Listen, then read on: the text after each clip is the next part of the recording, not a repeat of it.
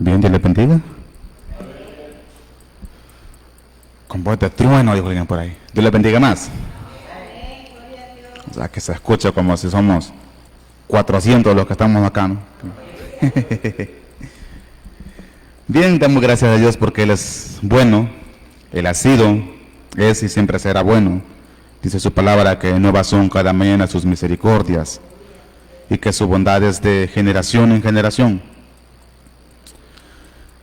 Continuando con la serie que estamos compartiendo ya durante 6 semanas aproximadamente, hoy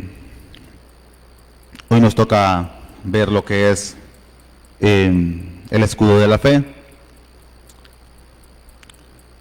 Y pues ya usted sabe más o menos en qué libro, capítulo y versículo está basado. Pero antes de entrar a ello, en la Biblia, el escritor a los Hebreos, en el capítulo 11 de la carta a los Hebreos, habla sobre la fe. Y dice que la fe es la certeza de lo que se espera, la convicción de lo que no se ve.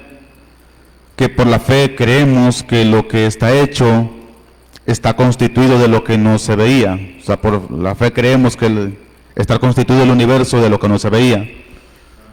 Entonces, en esta noche vamos a hablar sobre ello, sobre el escudo de la fe y el casco de la salvación. Si usted es observador, notará de que en nuestros temas anteriores hemos ido viendo elemento por elemento. Primero vimos una introducción de 2 partes, de manera general, de todo lo que es la armadura de Dios. Después vimos un poco sobre el cinto de la verdad, un solo elemento, la coraza de justicia, otro elemento, el apresto del evangelio que vimos la semana pasada, y siempre ha sido un elemento individual. Pero en esta ocasión vamos a ver 2 elementos en una misma participación, dado que ambos elementos efectúan o ejercen su función en nuestra mente. Es decir, usted cree en su corazón, pero el pensamiento llega a su mente. Dice la Biblia que con el corazón se cree para justicia. Entonces, si bien es cierto, se cree con el corazón, pero las dudas siempre van a llegar a nuestro pensamiento. Los ataques de dudas, los ataques de angustia, las depresiones siempre se van a manifestar en nuestra mente. Los pensamientos negativos, los pensamientos contrarios, esos pensamientos de autocomiseración, por así llamarlo, siempre se van a manifestar en nuestra mente. Entonces, por eso decidimos, se decidió unir estos 2 elementos en una misma prédica. Vamos a leer Efesios 6, 16 al 17.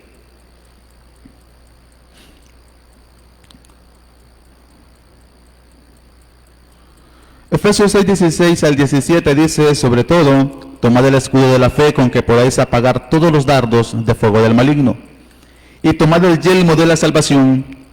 Hasta ahí.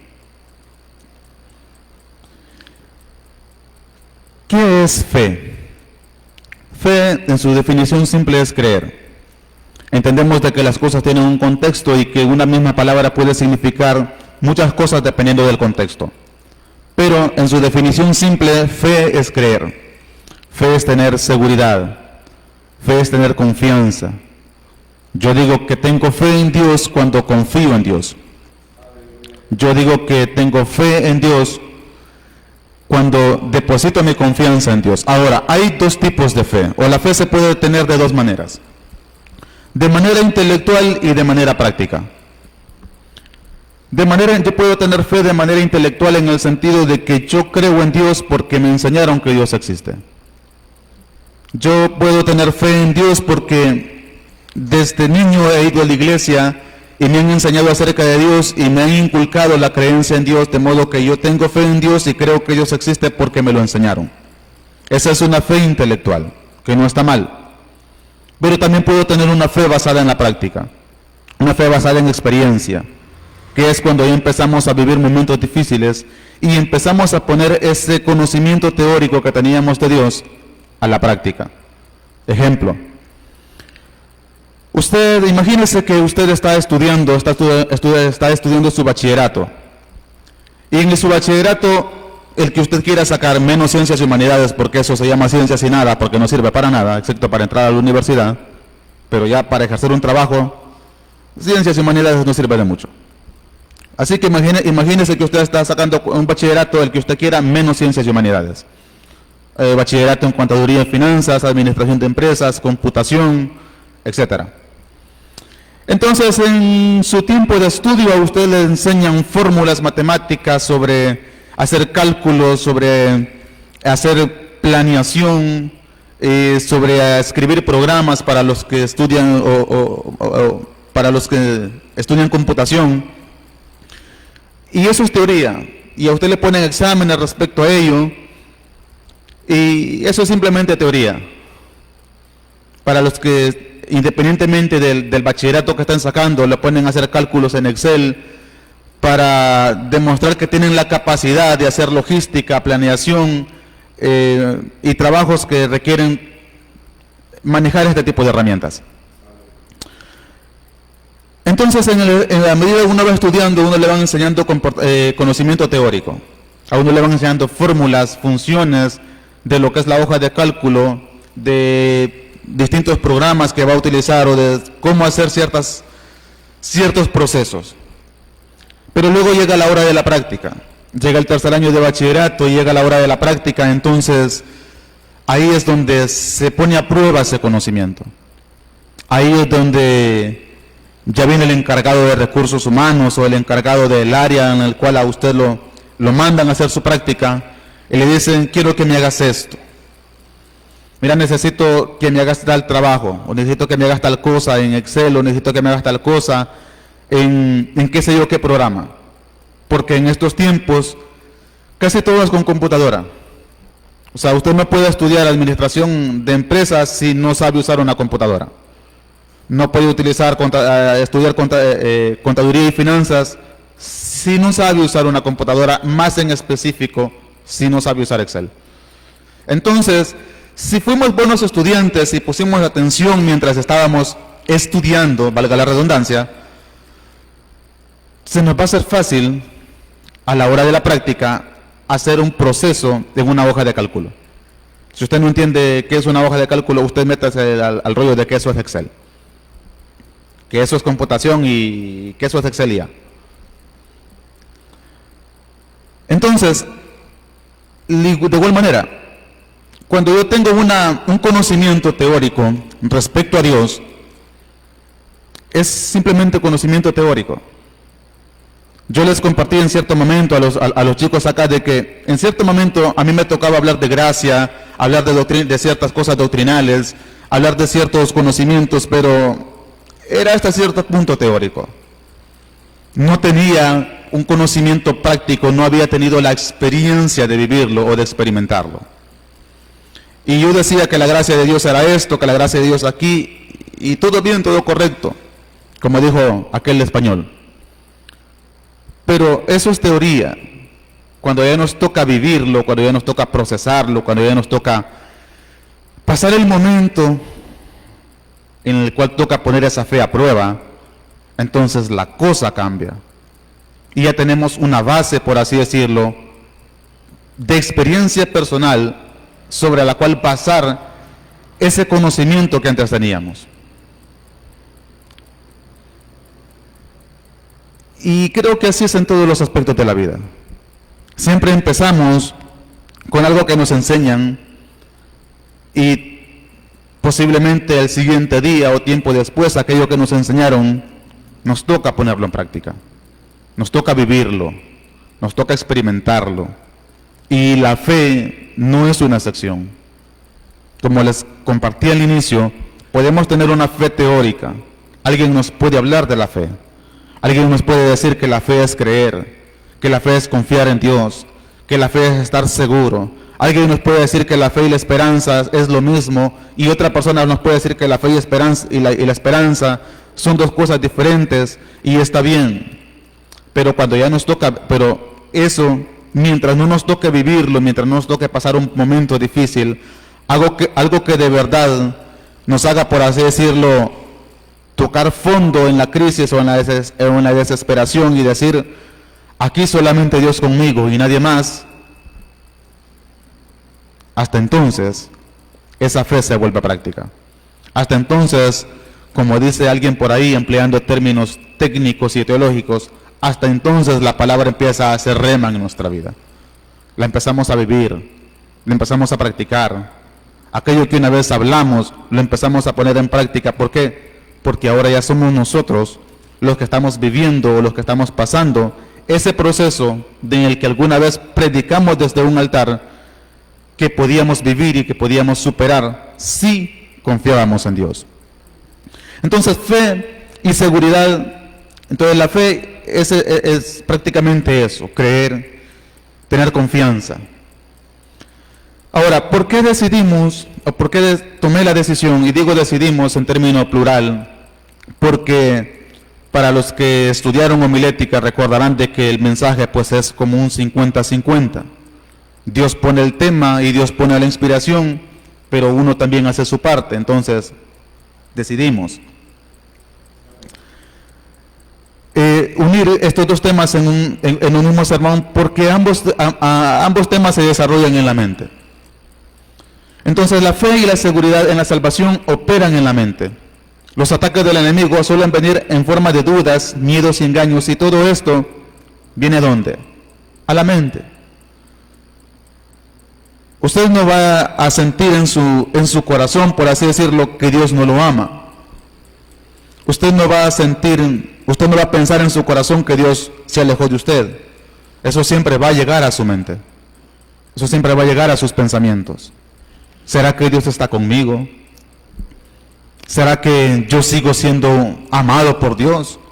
En los momentos de crisis, en los momentos de desesperanza, en esos momentos en los cuales uno siente de que todo el mundo se le da la vuelta, que uno viene a la iglesia y siente como que los hermanos lo ven gacho a uno, etcétera, etcétera. No sé si a usted le ha pasado, a mí me pasó en su momento. Yo pasé mi proceso y a mí me tocó pasarlo solo. Busqué de los hermanos y los hermanos me dieron la espalda. Busqué de mi líder y mi líder me dio la espalda. Es más, pensó que estaba endemoniado, que necesitaba orar más, cuando lo que necesitaba era una palabra de aliento, alguien que me escuchara. ¿Me explico? Entonces, en esos momentos llegan los ataques del enemigo. Llega la duda, llegan los miedos, llegan los temores, y todo eso llega a nuestra mentalidad. Segunda de Corintios 10, 4 y 5 dice, llevando cautivo todo pensamiento a la obediencia a Cristo. Esto es cuando usted y yo tenemos ese tipo de conflictos. En la segunda parte de la introducción a esta serie hablábamos sobre las crisis de identidad. Muchas veces en esos momentos de desesperanza tenemos una crisis de identidad. Y no vamos a enfocarnos en la ideología de género, de que yo soy esto, de que yo no, sino que dudamos de quiénes somos, no de lo que somos. O sea, sabemos que somos personas, sabemos que la que es mujer, el que es hombre, y de eso estamos seguros. Pero como cristianos dudamos de quiénes somos. Dudamos de si de verdad somos hijos de Dios. Dudamos si de verdad somos cristianos. A veces venimos a los pies de Cristo y estamos batallando, por así decirlo, con nuestro pasado. Estamos batallando con ciertos problemas, con ciertas ataduras que traíamos y que teníamos antes de empezar nuestro caminar cristiano, y vienen ese tipo de dudas. El proceso, las luchas, las batallas nos hacen dudar si de verdad somos hijos de Dios, si de verdad somos cristianos, y empezamos a poner en duda todo aquello. Y es ahí cuando, vamos a decir, el enemigo se aprovecha de la situación, o nuestra mente nos empieza a traicionar, porque al final del día es nuestra decisión creer o no creer, es nuestra decisión aceptar o no aceptar. Como dijimos en cierta ocasión, no podemos evitar que las aves vuelen sobre nuestra cabeza, pero sí podemos evitar que éstas aniden sobre ella. Entonces, el enemigo puede, en esos momentos de crisis, en donde estamos dudando, en donde tenemos esa crisis de identidad, que el enemigo se aprovecha para hacernos sentir de que en realidad posiblemente no seamos hijos de Dios. O estamos batallando con alguna atadura, estamos batallando con alguna adicción y viene el pensamiento: ¿será que soy cristiano? ¿Será que de verdad soy cristiano? Y el enemigo se aprovecha y empieza: yo creo que a mí Dios no me ama. No, mírate cuántas veces pecas en el día. No, mírate que siempre te arrodillas y le prometes a Dios de que vas a cambiar, de que vas a mejorar, y mira, vos lo volvés a hacer otra vez. Y es ahí cuando el enemigo se aprovecha, y muchas veces nosotros abrimos paso a ese tipo de pensamientos, y en lugar de agarrarnos más de Dios, nos alejamos de Él, nos distanciamos de Dios y decimos: ¿para qué? ¿Para qué si siempre vuelvo a lo mismo? Porque alguien nos vendió la idea de que hacer ese tipo de cosas era jugar con Dios y que con Dios no se juega, lo cual sí es verdad, con Dios no se juega, pero es una ilusión y es hasta cierto punto una tontería, empleando la terminología de la NBI, es una estupidez. Esperar que alguien que viene de afuera, o esperar que alguien que se acaba de convertir cambie de la noche a la mañana, porque no es así. Hay cosas que sí se pueden dejar de la noche a la mañana, pero hay cosas que es muy difícil dejarlas de la noche a la mañana, más cuando están arraigadas tanto en nuestro corazón como en nuestra mente, como en nuestros pensamientos. Porque hay cosas que usted y yo podemos hacer de hecho. Hay cosas que usted y yo como no cristianos pudimos haber hecho. Pero algunas de esas cosas únicamente nos afectan a nosotros en nuestra vida personal, tal vez en nuestro comportamiento. Pero hay cosas que afectan nuestra mente. Por ejemplo, una persona que ha sido adicta al alcoholismo, una persona que ha sido adicta al cigarrillo, muy difícilmente va a dejar eso de la noche a la mañana. ¿Por qué? Porque psicológicamente hablando, un adicto a algo siente que sin ese algo, al menos aquí en su mente, siente que sin ese algo no puede vivir. Siente desesperación. Algunos sienten ataques de ansiedad. Claustrofobia creo que es el término correcto cuando alguien no se siente cómodo en espacios reducidos. No sé si es el término correcto. Cuando alguien no se siente cómodo, por ejemplo, imagínese de que aquí hay un cubículo de 1 por 1, es decir, 1 metro de ancho por 1 metro de largo, y que alguien está encerrado, pongámosle en esa esquina de ahí. Entonces esa persona no se siente cómodo en espacios reducidos. Si mal no estoy, creo que ese es el término correcto, claustrofobia. Entonces esas personas que han sido adictas a ese tipo de sustancias sienten algo similar a ello. Y sienten que necesitan seguirlo consumiendo. ¿Me explico? Entonces, en esos momentos cuando tal vez alguien quiere de verdad cambiar, quiere de verdad buscar de Dios, quiere de verdad ser íntegro delante de Dios, pero algo no lo deja, es en esos momentos en los cuales vuelvo otra vez a lo mismo. Llegan los pensamientos, llegan las dudas, llegan los engaños, llega esa crisis de identidad.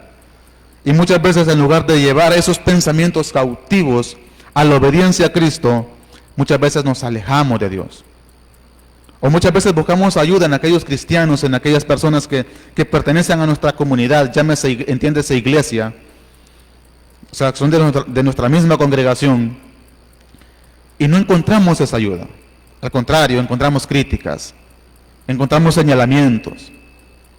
Y muchas veces nosotros mismos como cristianos expresamos o soltamos expresiones como: ¿para qué se seguirá congregando? ¿Por qué seguirá viniendo a la iglesia? Si yo lo vi el otro día con una pacha de guaro, si yo lo vi el otro día con un cigarro en el hocico, dicen algunos, a manera de crítica, a manera de juicio. O sea, olvidamos que en algún momento nosotros también estuvimos ahí. O que tal vez no hicimos eso, pero hicimos cosas mucho peores. Olvidamos la gracia. Nos olvidamos de otorgar gracia. Y sabe,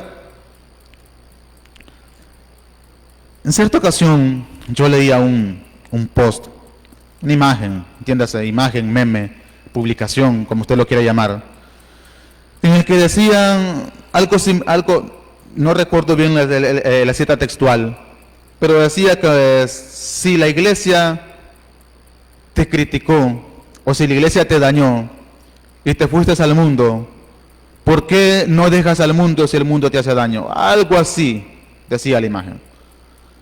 Y yo me ponía a pensar, pero el mundo no tiene la responsabilidad de restaurar a nadie. El mundo no está llamado a restaurar el corazón de nadie.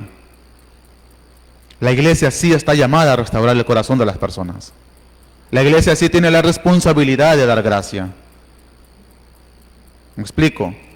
Entonces, alguien puede decir eso. Alguien puede pensar de esa manera. ¿Por qué? Porque tal vez nos olvidamos de cuál es nuestra labor, de cuál es nuestra función, y es otorgar gracia. La iglesia es el único elemento o la única institución en el mundo que tiene la capacidad de dar gracia. Es cierto que la gracia viene de Dios, pero si Dios nos ha dado gracia a nosotros, ¿por qué nosotros no podemos darle gracia a alguien más? Si Dios nos amó a nosotros tal cual éramos, a pesar de lo que éramos, ¿por qué yo no puedo amar a alguien más que tal vez está batallando con algún vicio, con alguna adicción? Entonces, llevando cautivo todo pensamiento a la obediencia a Cristo. En esos momentos en los cuales venga ese tipo de dudas, ese tipo de ideas, y en los cuales entremos en esa especie de crisis existencial religiosa, llevemos cautivo todo pensamiento a la obediencia de Cristo. Acerquémonos a Dios, agarrémonos de Él, porque puede ser de que busquemos ayuda en un cristiano, y esto es tanto para los que están aquí presentes como para quien puede estarme viendo a través de una cámara, a través de la cámara. Puede ser que en algún momento busquemos ayuda en una congregación, y puede ser que la congregación nos falle. Puede ser que el líder, entiéndase pastor o nuestro hermano de confianza nos falle, pero Dios no nos va a fallar. Joven fui y envejecido, dijo el salmista, pero nunca he visto justo desamparado ni su descendencia que mendigue pan, hablando de la fidelidad de Dios, de que Él no falla, de que Él siempre va a estar ahí. Es la única persona que siempre va a estar con nosotros 24/7 y con la cual podemos desahogarnos, incluso si sentimos llorar y si sentimos derramar lágrimas en su presencia, ¿por qué no? Al final dicen por ahí la psicología que llorar alivia el alma. Y qué mejor que llorar en la presencia de Dios. Qué mejor que llorar contándole a Dios nuestros problemas, contándole a Dios nuestras debilidades, contándole a Dios nuestros procesos difíciles y aquello que nos agobia. Venid a mí, dijo Jesucristo, los que estáis trabajados y cargados, que yo os haré descansar. Y el apóstol Pedro dijo, poniendo cautivo todo pensamiento ante los pies de Cristo, toda congoja, toda carga que nos asedia, poniéndolo delante de Él. En el tema pasado, en la participación pasada, hablamos sobre Elías. Y en esta ocasión vamos a enfocar un punto de este tema en la persona de Elías. El encabezado número 1, el escudo de la fe, como su encabezado protegiendo la mente de los ataques del enemigo. Y para ello vamos a emplear como ejemplo número 1 al profeta Elías, basado en el libro de Primera de Reyes 19, 1 al 10. Primera de Reyes 19 nos narra el triunfo que tiene Elías después de haber matado a los 450 profetas de Baal. Elías tiene el triunfo, Elías tiene la victoria, Dios revela su poder. El pueblo de Israel, pudiéramos decirlo de esta manera, se vuelve otra vez a Dios. Pero Acab va con su esposa y le cuenta todo lo que ha pasado. Y el libro de Primera de Reyes 19 continúa la narrativa y dice de que Jezabel afirma y sentencia a Elías a cortarle la cabeza, igual que él lo hizo con sus 450 profetas de Baal. Y es ahí donde Elías tiene una crisis de identidad, una crisis existencial. Después de su victoria sobre los profetas de Baal, Elías huye por miedo a Jezabel. Elías tiene un ataque mental, se siente solo, agotado y sin propósito, y desea morir. Elías desea morir. ¿Cuántos de nosotros hemos sentido eso alguna vez? ¿Nadie? Yo sí. Yo sí lo he sentido. Es más, se lo voy a contar. Yo llegué a considerar la opción de pagar por mi propio homicidio. Así de fuerte fue mi depresión. Así de profundo caí en mi depresión. Así de solo me llegué a sentir. Yo no sé si ustedes ha tenido momentos, quizás no hasta ese punto, pero sí en los cuales usted se ha sentido solo o sola, que no hay nadie con usted, que Dios le dio la espalda.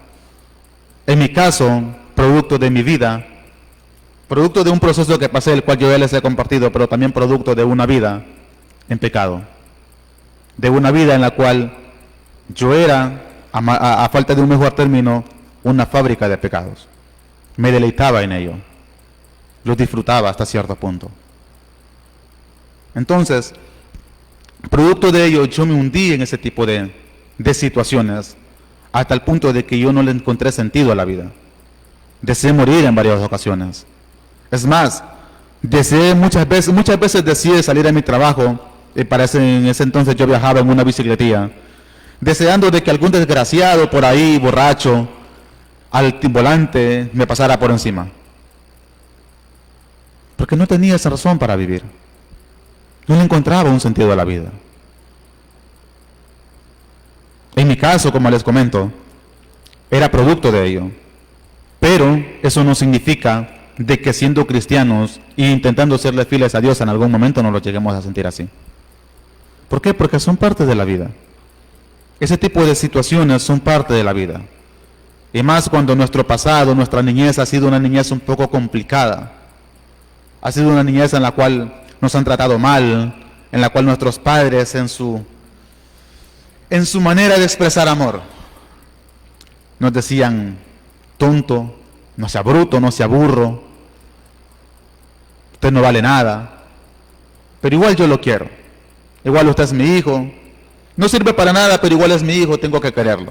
O sea es lo que me toca, ¿no?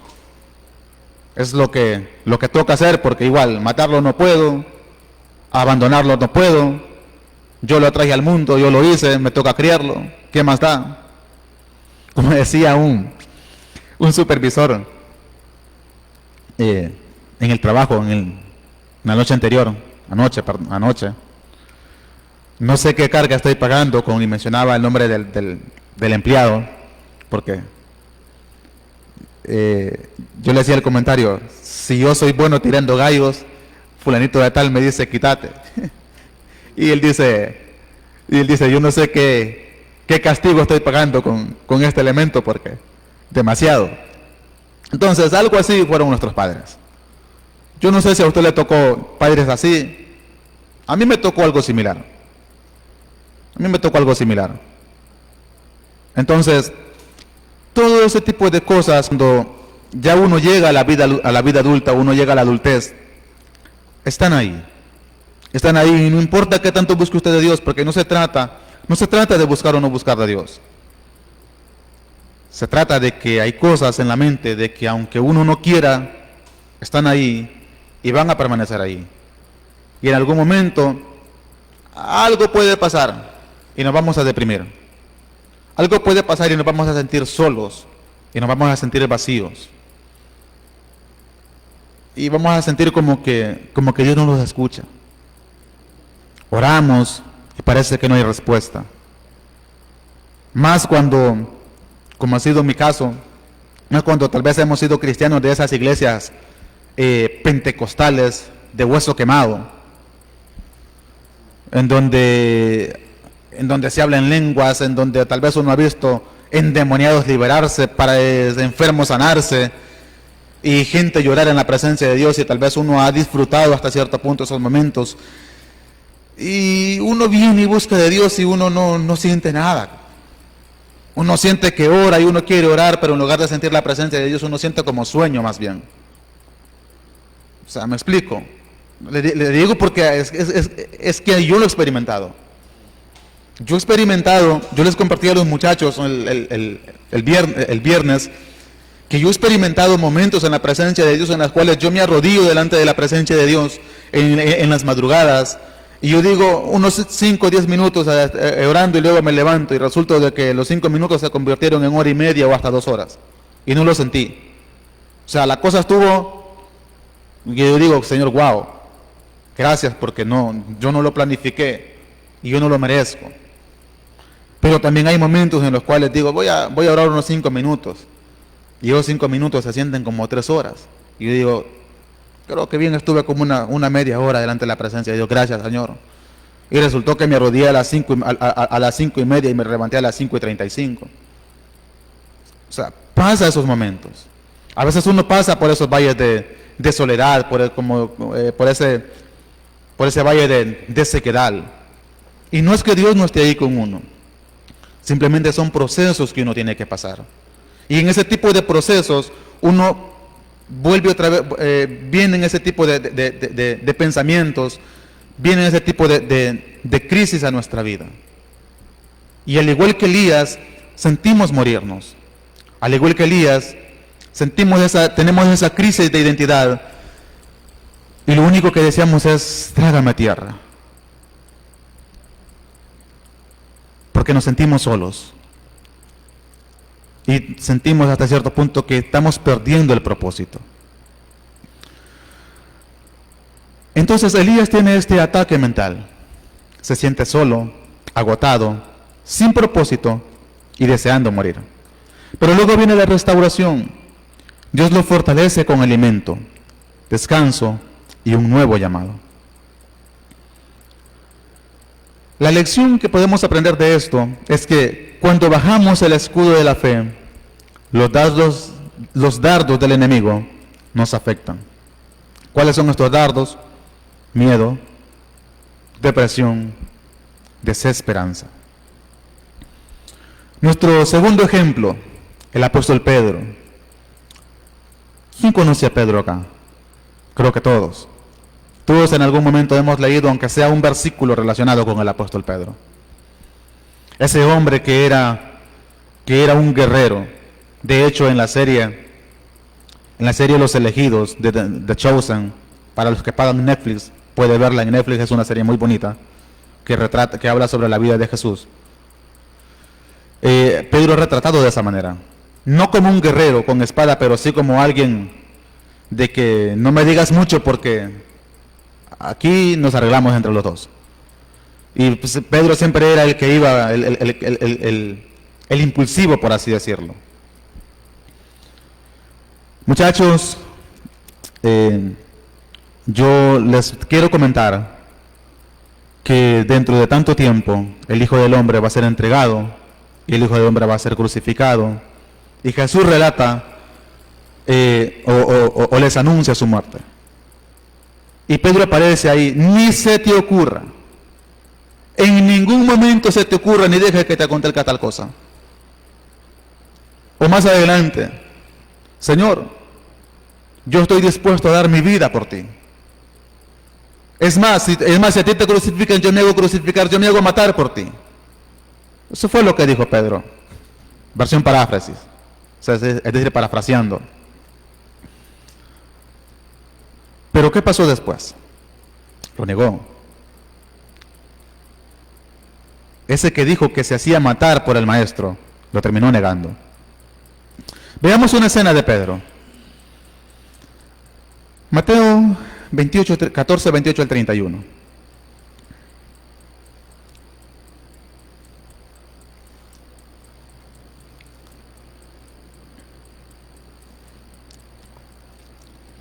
Entonces le respondió Pedro y dijo: Señor, si eres tú, manda que yo vaya a ti sobre las aguas. Y él le dijo, ven. Y descendiendo Pedro de la barca, andaba sobre las aguas para ir a Jesús. Pero al ver el fuerte viento, tuvo miedo, y comenzando a hundirse, dio voces diciendo, Señor, sálvame. Al momento, Jesús extendió la mano, asió de él, y le dijo, hombre de poca fe, ¿por qué dudaste? Entonces vemos aquí a este Pedro, un Pedro que había caminado con Jesús durante posiblemente 2 años, 3 años aproximadamente, y un hombre que había sido, que había estado cerca de Jesús. Es más, este Pedro fue uno de los que vio la transfiguración de Jesús, cuando él se transfiguró delante de ciertos discípulos y aparecieron Moisés y Elías juntamente con él, juntamente con Cristo. Es más, Pedro escuchó la voz del cielo que dijo, este es mi Hijo amado, en quien tengo complacencia, a él oír, en la escena de la transfiguración. Este Pedro fue el mismo Pedro que había visto a Jesús multiplicar panes y peces en 2 ocasiones. Posiblemente, este Pedro posiblemente estaba en aquella casa cuando Jesucristo estaba predicando y bajaron a un hombre del techo para que Jesucristo lo sanara. O sea, este Pedro había estado cerca de Jesús. Entonces, aquí vemos que el problema de la duda no es estar cerca o lejos de Cristo. El problema de la duda no es si ser cristiano o no ser cristiano. Pedro había permanecido cerca de Jesús. Pongámosle durante 1 año, durante 2 años, 3 años, incluso 3 años y medio en el momento de su arresto y crucifixión. Y aún así Pedro tenía dudas. Pedro en algún momento, vemos en el pasaje que leímos ahorita ahí de Mateo, que en algún momento Pedro se levanta y dice, si es de verdad que tú eres Jesús, demuéstralo. Pruébame que tú eres quien dices ser. Porque la escena nos dice de que vieron a una silueta en medio de una tormenta en alta mar caminar sobre las aguas. Pedro y los demás discípulos, o algunos de los discípulos, iban en su barca. Y se arreció la tormenta, vino la tempestad, y en esa tempestad vieron la silueta, una figura antropomórfica, es decir, una figura humana, caminar sobre las aguas. Y todos tuvieron miedo. Y dijeron, es un fantasma. Es un fantasma el que estamos viendo. Pero Jesús, dice la Biblia que Jesús les dice, no están viendo ningún fantasma. Yo soy Jesús. Y Pedro dice, si eres tú, demuéstralo. Pruébame que de verdad tú eres quien dices ser.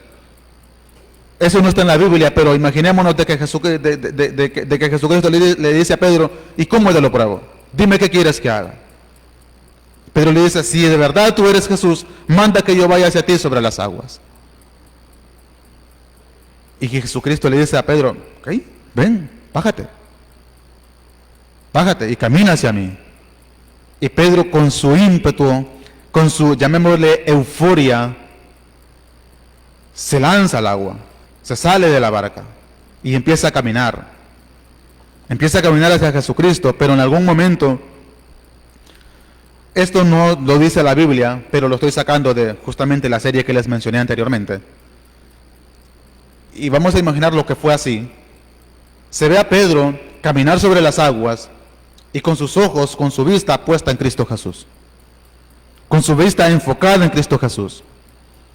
Pero en un determinado momento él empieza a ver hacia los lados, hacia su derecha y hacia su izquierda, y empieza a ver hacia abajo, y ve hacia los lados, hacia su derecha y hacia su izquierda, y ve que hace enormes olas, unas enormes olas que hacen que los que están juntamente con él en una barca, o los que estaban en la barca, en ocasiones se ocultan de su vista, mientras la ola está entre ambos, porque las olas eran enormes.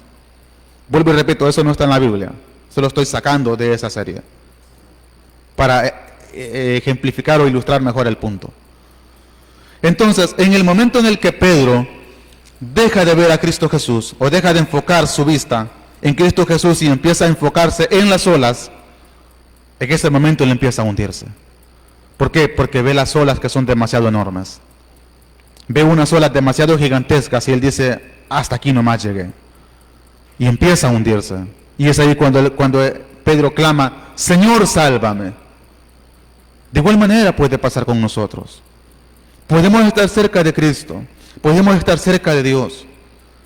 Podemos, como les comenté en algún momento, tener momentos de gloria, tener momentos íntimos en la presencia de Dios en los cuales pareciera que salimos de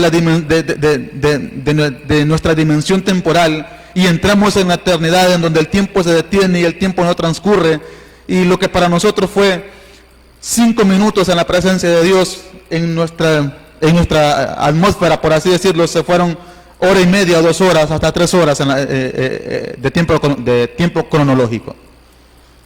Y podemos haber tenido tantas experiencias con Dios. Pero llegó el problema, llegó la dificultad, llegó la crisis, y empezamos a ver la crisis demasiado grande. Llegamos a ver el problema demasiado grande. Al igual que Pedro, llegamos a ver las olas demasiado altas. Estas olas, este mar, representa justamente eso. Los problemas de la vida, las adversidades de la vida, las crisis que llegan a la vida del cristiano. Esos momentos de soledad, esos momentos en los cuales sentimos que Dios no está con nosotros. Esos momentos en los cuales, como decía aquella canción que cantábamos de niño, nadie me quiere, todos me odian. Cosas que en algún momento yo personalmente iba a pensar, no valgo nada, no sirvo para nada. Soy un accidente genético que no debe haber existido.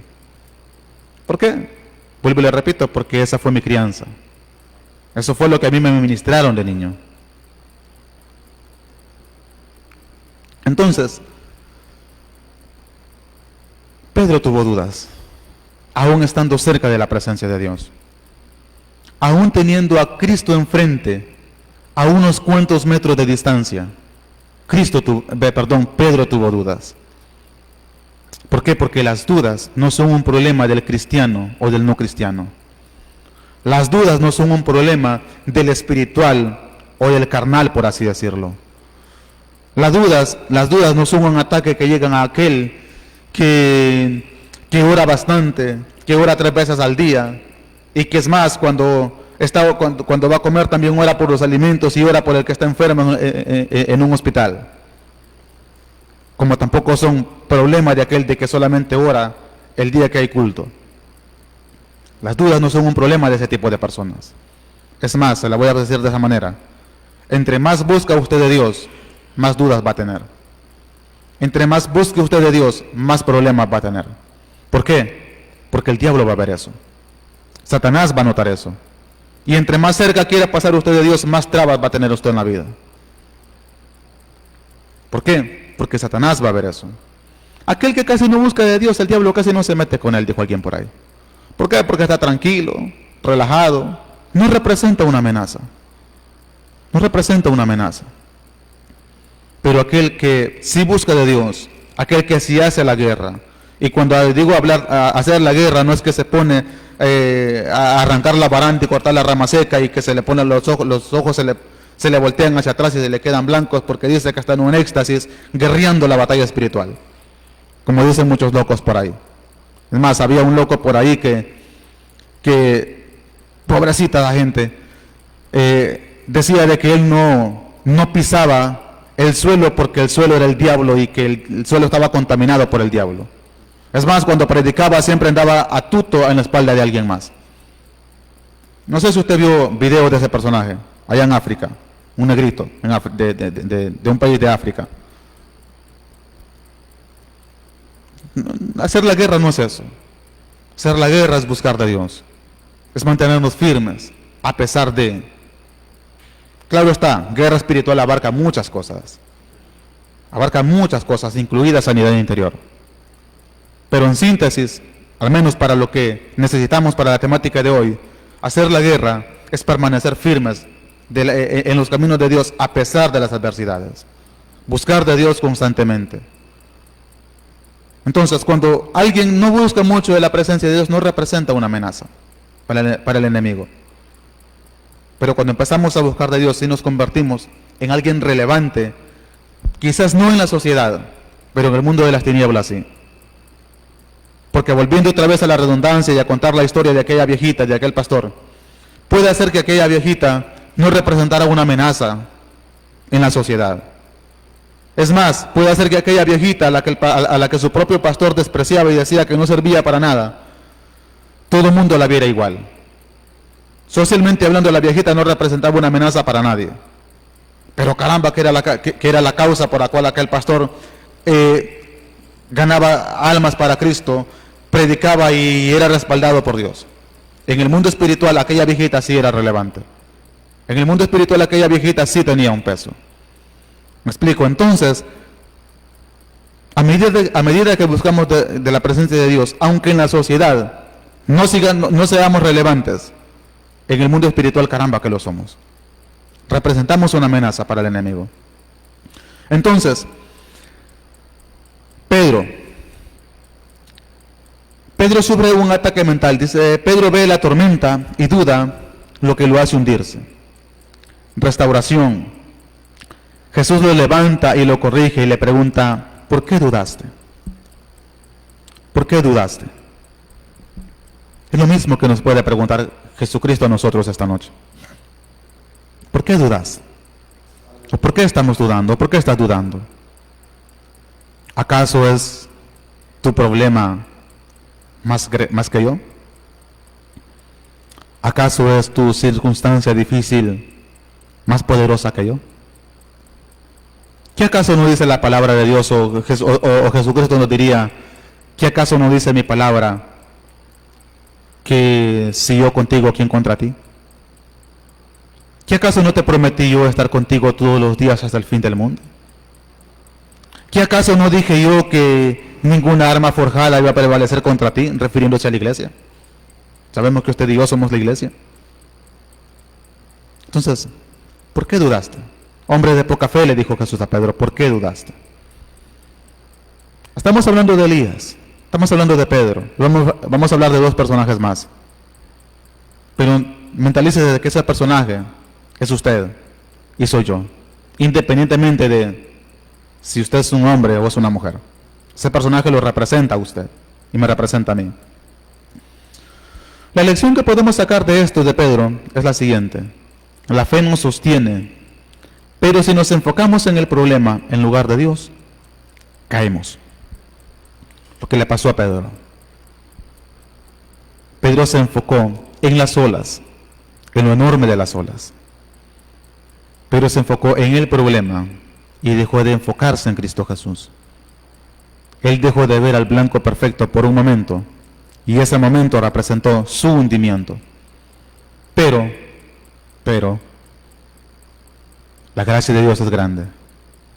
Y Jesucristo estaba ahí para tomar de su mano y para sacarlo nuevamente a flote. Jesucristo no lo va a dejar hundir. Así como Jesucristo no dejó hundir a Pedro, Jesucristo no lo va a dejar hundir a usted. Y yo no sé si alguien de aquí presente necesita escuchar esto, o tal vez a través de la cámara. Pero Jesucristo no lo va a dejar hundirse. Jesucristo va a estar con usted. Él prometió estar con usted y lo va a cumplir. Lo ha estado cumpliendo y lo seguirá cumpliendo. Se lo ilustro de esta manera.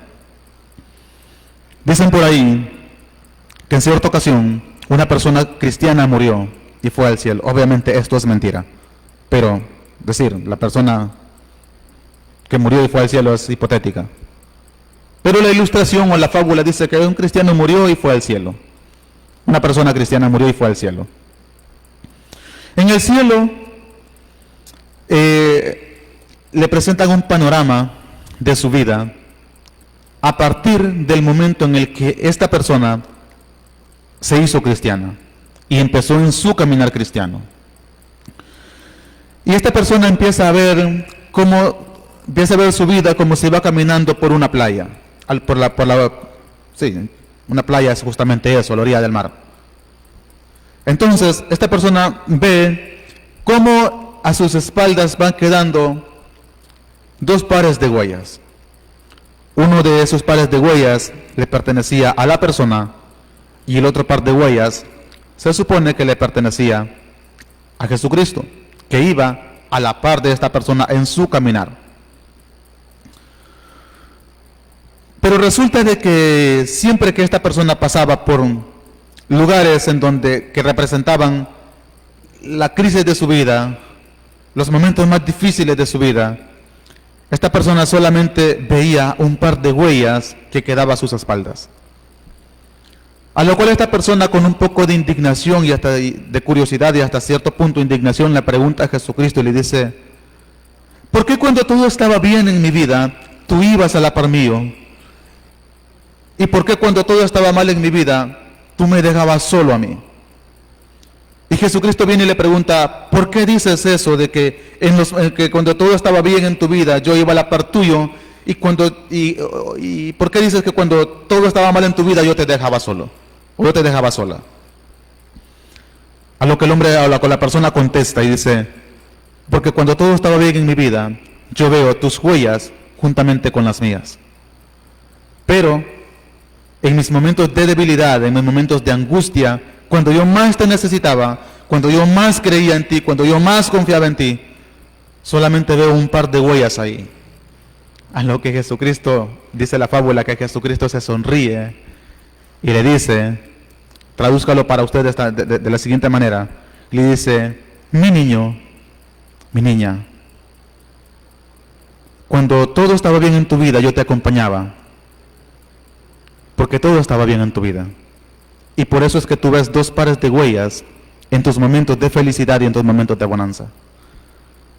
Pero en tus momentos de crisis, esos momentos en los cuales tú solamente ves un par de huellas, mi niño, esas huellas no son tus huellas. Esas huellas son mis huellas. Porque en tus momentos de crisis, yo te cargaba en mis brazos, de modo que son mis huellas lo que tú estás viendo. Amén. Entonces, enfoquémonos en Cristo Jesús. No quitemos nuestra mirada de Él. Es complicado, yo lo sé. Es difícil, yo lo sé. Yo no le voy a decir a usted: enfóquese en Cristo Jesús, como si la cosa fuera feria, como si fuera fácil, porque yo sé que no es fácil. Es complicado. Es difícil. Es difícil enfocarse en Dios cuando todo parece en contra de uno. Pero si nos enfocamos, a pesar de la adversidad, Cristo no nos va a dejar solos. Y al igual que en la fábula, puede ser que pase así, o puede ser que sea diferente. Jesucristo también va a estar con nosotros en nuestros momentos de debilidad. Y como dice su palabra en el Salmo 91, a sus ángeles mandará cerca de ti, para que tu pie no tropiece en piedra. El yelmo de la salvación, protegiendo la mente con la seguridad en Cristo. Para este punto vamos a emplear a Jonás como nuestro modelo. Jonás, la falta de seguridad en Dios causa inestabilidad emocional. Todos conocemos la historia de Jonás. La historia de Jonás no es muy complicada. Un profeta de Dios en Israel, al cual Dios le dice: ve a Nínive y da este mensaje. Jonás viene y dice: no voy a ir, y coge hacia otro rumbo. Ejemplifiquemos de la siguiente manera. Imagínense que Jonás es uno de nosotros. Y Dios viene y le dice a Jonás, pongámoslo en nuestros tiempos: ve a San Pedro Sula y llévale este mensaje a fulano de tal. O en este caso pongámosle al alcalde.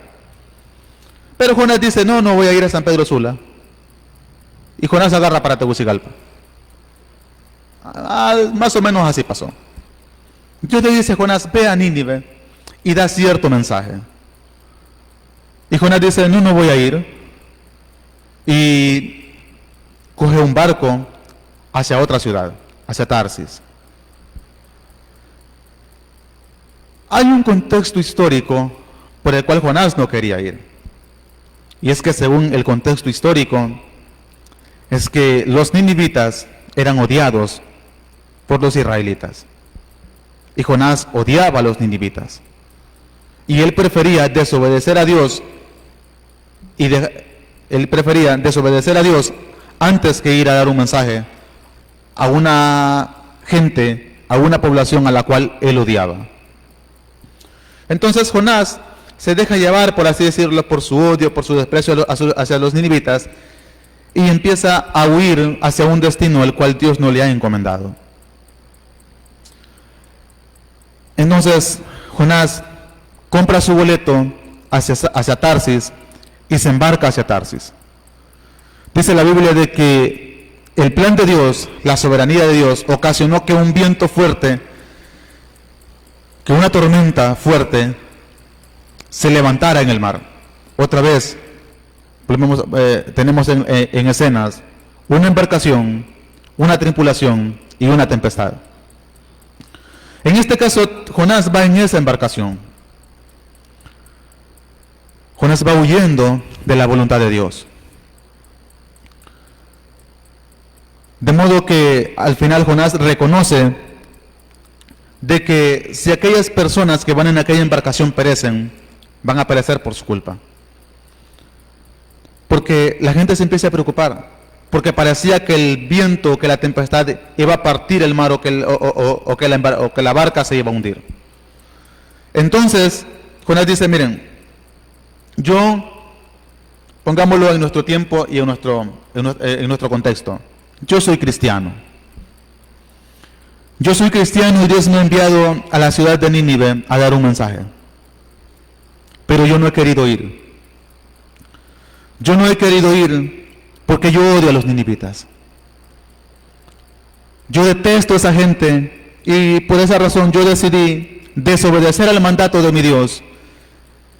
Y producto de mi desobediencia, Dios ha levantado esta tempestad que también los está afectando a ustedes.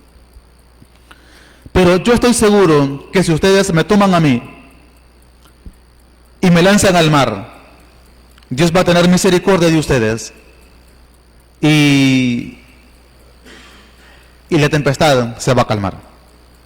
Lo cual sucede tal cual. Toman a Jonás, lo lanzan al mar y la tempestad cesa. A tal punto que dice la Biblia que Dios había dispuesto a un enorme pez tragarse a Jonás.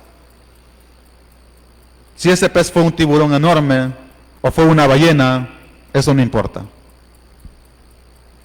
La Biblia dice de que fue un enorme pez. Algunos podrán decir, pero los peces no comen gente. Fue una ballena, no importa. Es más, en cierta ocasión en una escuela, una maestra de esas que le gusta burlarse de los demás, se estaba burlando de un niño cristiano, porque les dejó una tarea en la cual retrataran a su personaje más querido, y el niño pues llevó una historia bíblica. O sea, que llevaran de tarea, les dejó que llevaran una historia que a ellos les gustara. Entonces el niño llevó una historia bíblica. Y la maestra le dice, así que vos sos de esos tontos que crees en lo que dice la Biblia. Sí, si la Biblia lo dice, sí. Y la maestra le dice, hablando de la historia de Jonás, o sea que vos sos de los tontos que crees que a Jonás se lo tragó una ballena. Pues claro que sí. La Biblia dice que a Jonás si la Biblia dice que a Jonás se lo tragó una ballena, yo lo creo. Es más, si la Biblia dijera que Jonás se comió la ballena, yo también lo creo. Entonces, comercial. Entonces, Dios dispone a un pez para que se traiga a Jonás. En el vientre de aquel pez, 3 días después, en el vientre de aquel pez, Jonás ora a Dios. Y Dios ordena al pez que vaya a tierra firme, a la orilla de la playa, y vomite a Jonás cerca de una playa. Asumimos de que si era un enorme pez, tal vez no iba a llegar directamente a la orilla de la playa, pero lo iba a dejar algo cerca de ahí. Entonces, vemos aquí esta historia de Jonás. Jonás es vomitado a tierra. Algunos eruditos bíblicos dicen de que fue vomitado específicamente en el mismo puerto en el cual él salió para Tarsis. Entonces, Jonás va a Nínive, anuncia el mensaje y sorpresa, toda una ciudad se convierte a Dios, toda una ciudad se arrepiente, toda una ciudad da frutos de arrepentimiento, a lo cual Jonás se molesta. Y es aquí donde cabe Jonás como nuestro ejemplo. Dios lo llama a predicar a Nínive, pero Jonás huye. El ataque mental a Jonás: no entiende la misericordia de Dios y lucha contra su llamado. Lucha contra su llamado. Cuando usted y yo, al igual que Jonás, no tenemos una seguridad o desechamos el casco de la salvación, que es el que también protege nuestra mente, y tenemos esa inestabilidad emocional, podemos terminar al igual que Jonás, huyendo de nuestro llamado. Dios nos puede llamar para algo. Dios nos puede llamar para hacer una labor en su obra.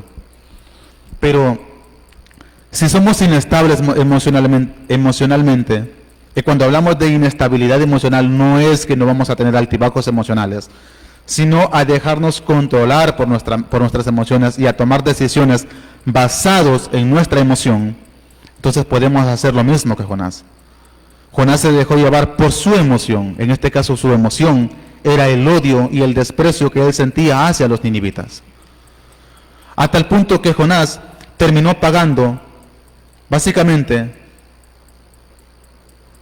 por su propia inestabilidad. Jonás pagó doble, hizo doble viaje. Pagó, posiblemente tuvo que pagar para ir a Nínive, pero antes de pagar para ir a Nínive, pagó para ir hacia otra ciudad a la cual Dios no lo estaba enviando. Sin embargo, después de estar en el pez, reconoce a Dios, pero sigue luchando con sus emociones.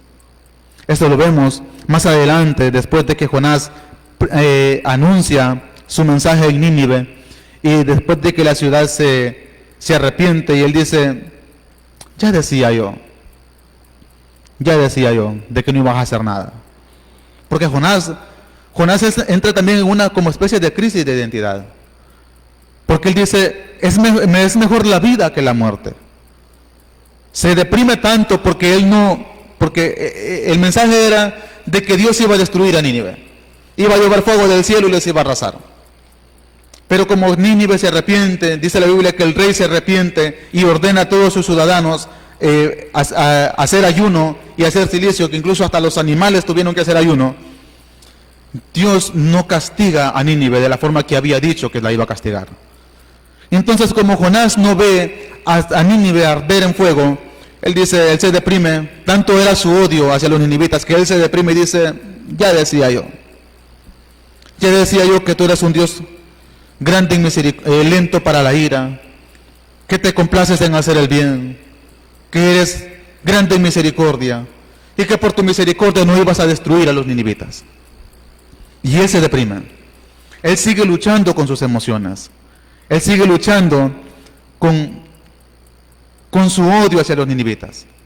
En este caso, sus emociones es el odio y el desprecio que él siente hacia esta ciudad. Es como que alguien dijera, como algunos dijeran: yo odio San Pedro Sula. He ido a San Pedro Sula tantas veces y todas las veces que voy me ponen el balde, me asaltan, me roban esto, etcétera, etcétera. Yo odio San Pedro Sula, y si Dios me dice que vaya a San Pedro Sula a dar un mensaje allá, yo no voy. O sea, tanto así. Obviamente el caso de Jonás era muy diferente, pero a manera de ejemplo, pudiéramos decirlo de esa manera. Entonces, Jonás empieza a luchar con sus emociones, empieza a deprimirse. Su odio hacia esta raza, hacia estas personas, lo llevan incluso a desear su misma muerte. A tal punto que Dios tiene que recordarle quién es Él. Dios hace crecer una calabacera, dice la Biblia, encima de Jonás para que le dé sombra, y Jonás feliz, alegre, a boquita que querés, como decía el viejo, mi papá. Pero luego Dios dispone que un gusano se coma la calabacera y la calabacera se seque. Y Jonás empieza a renegar nuevamente. Ya no por Nínive, sino por la calabacera. Entonces Dios le empieza a recordar a Jonás, y usted puede seguir leyendo la historia ahí, sobre sobre su amor hacia, es decir, el amor de Dios hacia esta gente de Nínive. Después de estar en el pez, reconoce a Dios, pero sigue luchando con sus emociones. La lección de esto es que cuando no confiamos en el carácter de Dios, nuestra mente se llena de confusión y resistencia. Es decir, cuando no conocemos quién es Dios de verdad, cuando no estamos seguros en Dios, cuando no tenemos una seguridad en Dios.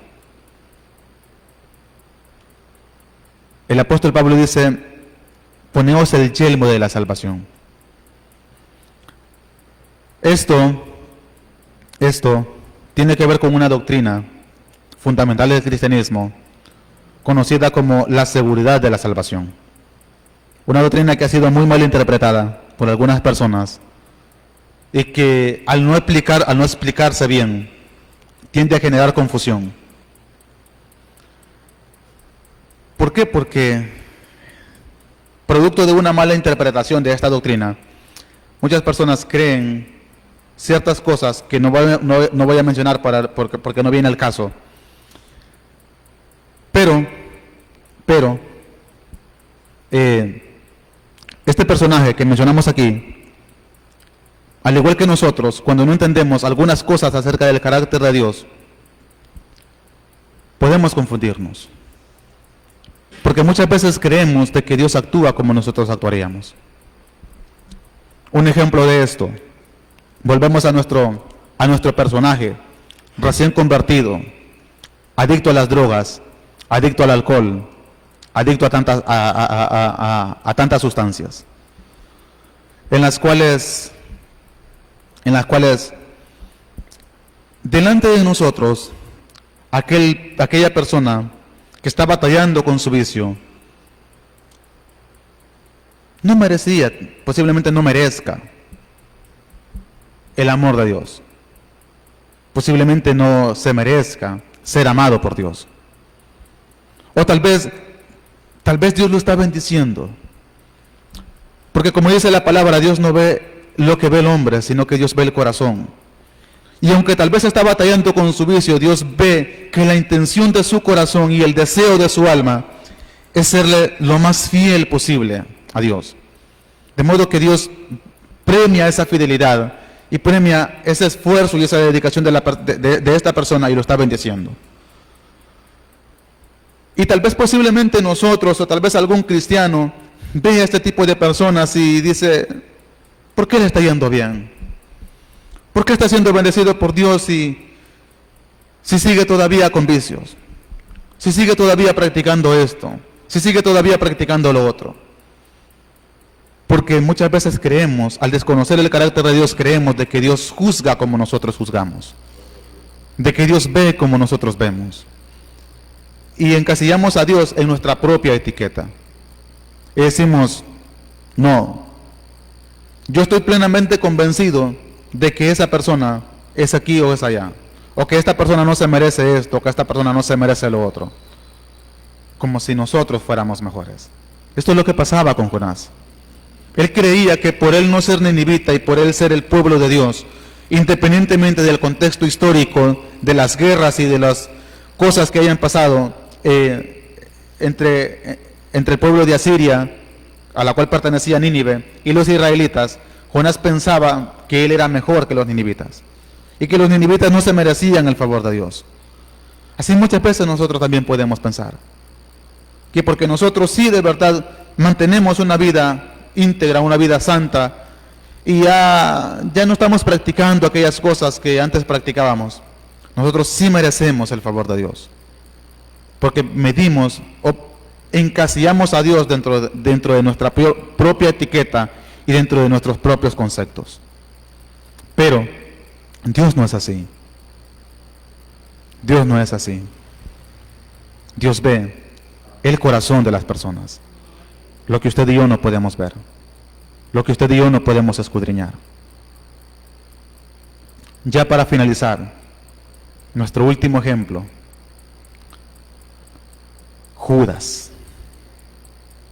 otro personaje que caminó con Jesús, otro personaje pudiéramos decirlo de esta manera, amado por Jesucristo, hasta el cierto punto de que era el hombre de confianza en lo relacionado a lo económico en el ministerio de Cristo Jesús. Situación: Judas camina con Jesús, pero nunca se rinde totalmente a él. El tema para el ejemplo de Judas es que Judas representa que una mente sin protección es vulnerable al enemigo. Entonces la situación es que Judas camina con Jesús, pero nunca se rinde totalmente a él. Esto lo vemos en Juan 12, 4 al 6 y en Mateo 27, 3 al 5.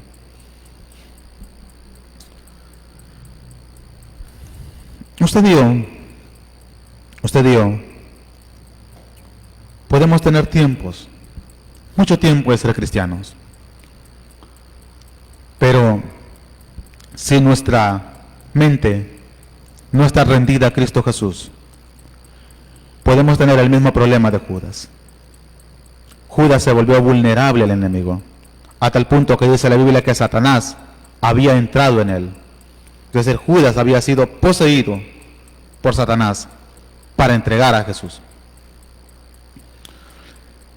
Satanás llena su mente de codicia y engaño. Lucas 22, 3. Judas traiciona a Jesús y en lugar de arrepentirse, se desespera. Usted y yo sabemos quién es Judas. No vamos a redundar tanto por cuestiones de tiempo. Pero Judas era el que manejaba las finanzas de Jesucristo. Porque aunque Jesucristo no se dedicaba a la carpintería, Jesucristo tenía, por así decirlo, personas que ofrendaban a su ministerio. En la Biblia se mencionan, le voy a mencionar una mujer que se llama Juana. Ella era una mujer que ofrendaba al ministerio de Cristo. Entonces, de una u otra manera, el ministerio de Jesucristo recibía un cierto apoyo económico. Y Judas era el encargado de distribuir de forma correcta estos recursos. ¿Por qué? Porque según algunas personas, Judas era bueno con los números. Judas era un excelente, llamémoslo, financista o economista. Alguien que podía estudiar las posibilidades, podía hacer cálculos de probabilidades y decir, si invertimos en esto, nos va a ir bien. Pongámoslo en nuestro siglo XXI. Una persona que conoce del mercado de la bolsa de valores y dice, si invertimos en esto, mire, las acciones de tal compañía están en este punto, si invertimos en este momento, más adelante las podemos vender y podemos tener muy buena ganancia. Y donde, como dicen por ahí, donde ponía el ojo, ponía la bala. Inversión que hacía, inversión que era un éxito. Entonces Judas era este tipo de personas. Era una persona buena con los números, buena haciendo cálculos. Pero su corazón se llenó de codicia. Tanto así que uno de los evangelios relata que cuando una mujer se presenta delante de Jesucristo en la casa de un cierto fariseo, y esta mujer derrama perfume ante los pies de Cristo, Judas es una de las personas que comenta dentro de sí, ¿por qué se ha hecho este desperdicio? Este perfume se hubiese vendido por tanta cantidad de plata y hubiera sido repartido a los pobres. ¿Por qué? Porque la mente de Judas era así. La mente de Judas era una mente, por así decirlo, materialista. No estaba enfocada en el reino de Dios. No estaba enfocada en Cristo Jesús, sino en las posesiones materiales. Cosa que lo lleva a que él sufra este ataque mental por parte de Satanás. Satanás llena su mente de codicia y de engaño. Producto de esta codicia y engaño, a Judas se le ofrece plata, se le ofrece una cierta cantidad de dinero a cambio de entregar a Jesucristo. Y él dice, hecho, trato hecho. Entonces, Judas traiciona a Jesús, pero no se arrepiente. Posiblemente sí se arrepintió. La Biblia dice de que sí se arrepintió. Pero en este contexto, vamos a decirte que Judas no se arrepiente, sino que lo que Judas siente es remordimiento y desesperanza. Porque él dice, he entregado sangre inocente, y regresa otra vez el dinero. Posiblemente en alguna otra ocasión volvamos a hablar de Judas enfocado desde otro punto, enfocado desde el arrepentimiento que tuvo Judas, que por cierto fue un arrepentimiento genuino.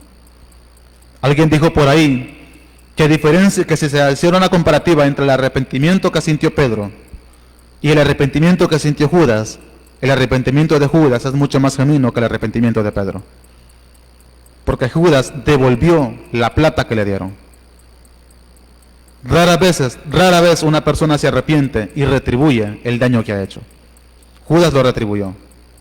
Pero ese es conversación para otro ángulo o perspectiva.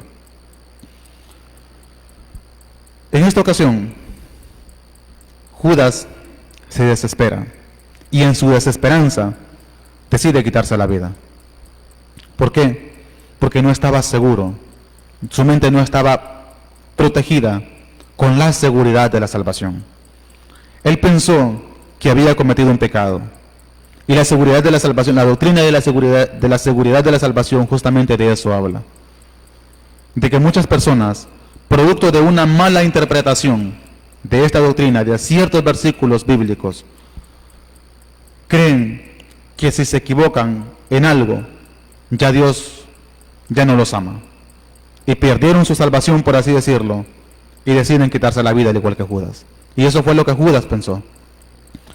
Judas pensó de que ya para él no había oportunidad, de que su equivocación había sido tan grande, de que arrepentirse o pedirle perdón a Jesucristo ya no servía de nada,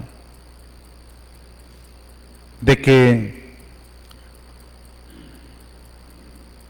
ya todo estaba perdido, razón por la cual se quita la vida. Como le dije en cierta ocasión, yo también pensé algo similar. Yo también creí en cierto momento de que ya no había esperanza para mí. Porque como les comenté a los chicos el viernes, no se los voy a comentar a ustedes porque está la cámara encendida y no me siento orgulloso de. Pero para los muchachos que estuvieron el viernes aquí, ellos entenderán, al menos los adultos, de que no cualquiera puede regresar del agujero en el que yo estuve. Y Judas también pensó algo similar a mí. Ya no hay esperanza para mí, ya no hay una oportunidad para mí. Posiblemente al otro lado de esa cámara haya alguien pensando lo mismo. Posiblemente al otro lado de la cámara haya alguien, y si hay alguien esperando al otro lado de esa cámara pensando de que ya no hay oportunidad para él, yo quiero decirle, sí hay oportunidad, sí hay una esperanza. Si Jesucristo pudo restaurar a Pedro, que lo negó y que maldijo negándolo, Jesucristo lo puede restaurar a usted. Si Jesucristo ha restaurado a personas asesinas en serie, sicarios en serie, créame que puede restaurarlo a usted. Si Jesucristo me pudo restaurar a mí, también lo puede restaurar a usted. Hay esperanza en Cristo Jesús. Hay una oportunidad en Cristo Jesús. Solamente tenemos que volvernos a Él. Sacar de nuestra mente toda esa basura de Satanás, esos pensamientos negativos que nos dicen, ya no vales nada, ya has pecado demasiado. Como dice una canción de Ariel Kelly, con las veces que has fallado hasta Dios perdió la cuenta. Es una canción muy bonita, es una canción de esperanza. La canción se llama El Mejor Consejo.